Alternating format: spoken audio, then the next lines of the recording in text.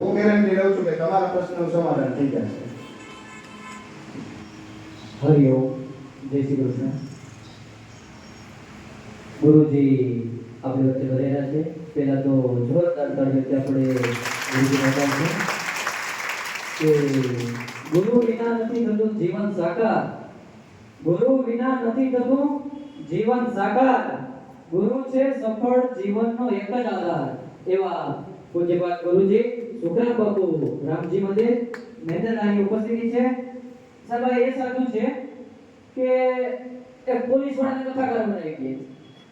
પોલીસની નોકરી અને કથા ક્ષેત્ર બહુ ગેમ તમે જોયું તો જનરેશન ગેમ હોય ને એના કરતા વધારે ગેમ કહેવાય.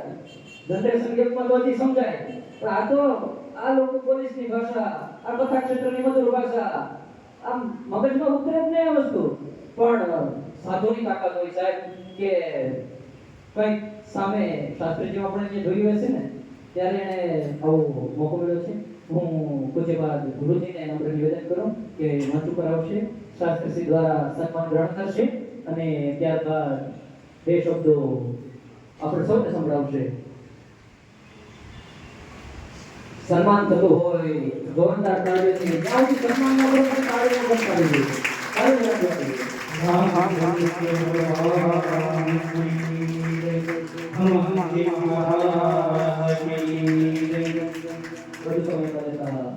બાપુને નિવેદન.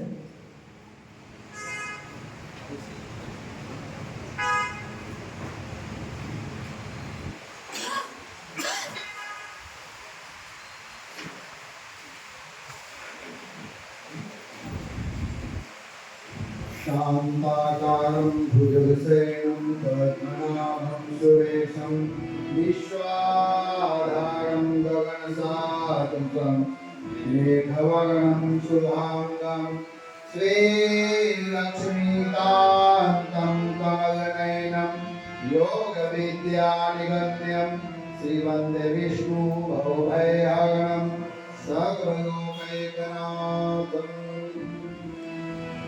સરસ.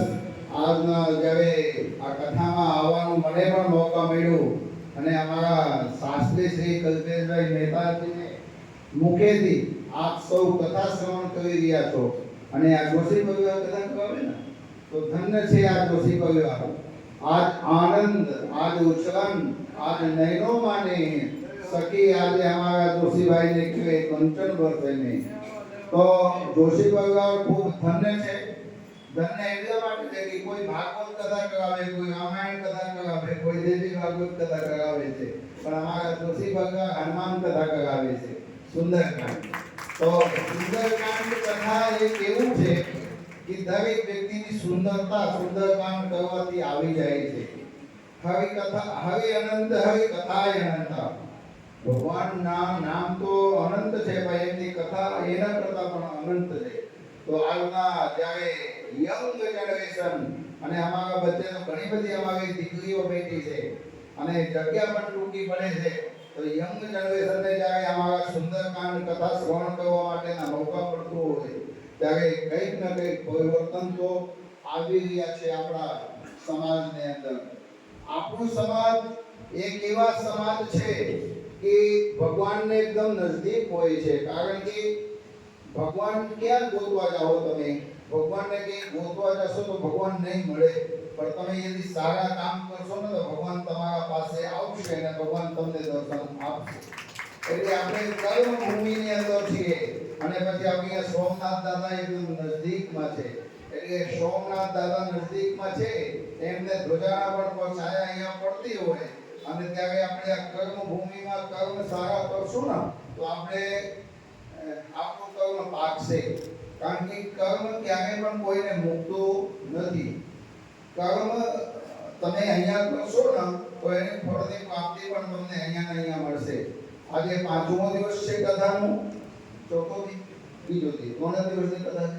3 દિવસની કથા છે, ત્રિદિવસીય કથા છે અને ત્રીજા દિવસ કથાની પૂર્ણાહુતિ પણ છે ને, અને કથાની જે આગળ પણ પૂર્ણાહુતિ હોય અને તમે તમારા આંખ બંધ કરીને કથાની પૂર્ણાહુતિ કરીને તમે ઘરે જાઓ ત્યારે નક્કી જોજો ભગવાન તમારું કામ 50% પૂર્ણ કરી દીધા હોય છે.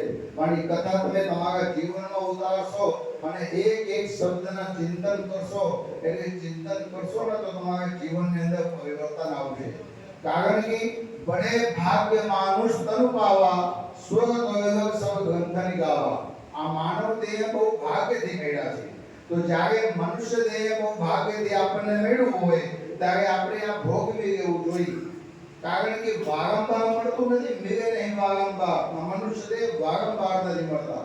184 માં ભટકી ભટકીને આપણે થાકી ગયા હોય ત્યારે ભગવાને આપણને મનુષ્ય દેહ આપ્યા છે. અને મનુષ્ય દેહ મેળવી લીધા પછી यदि આપણે સત્કર્મ નહીં કરશું ને તો ફરીથી આપણને 84 ના ધક્કા થાય. અને 84 ના ધક્કા ન ખાવું હોય તો મનુષ્ય દેહ સુધારી લેજો. હવે ભજન કિए बिना નહીં છુટકારા. પ્રભુનું સ્મરણ કર્યા વગર અને પ્રભુના ભજન કર્યા વિનાના છુટકારા નથી. અમારા સુંદરકાંડ મંડળના પરિવાર પણ અહીંયા બેઠા છે. અને બધાના વ્યક્તિગત નામ કેમ નથી લેતો, કારણ કે એકના નામ લઈ તો બધાના નામ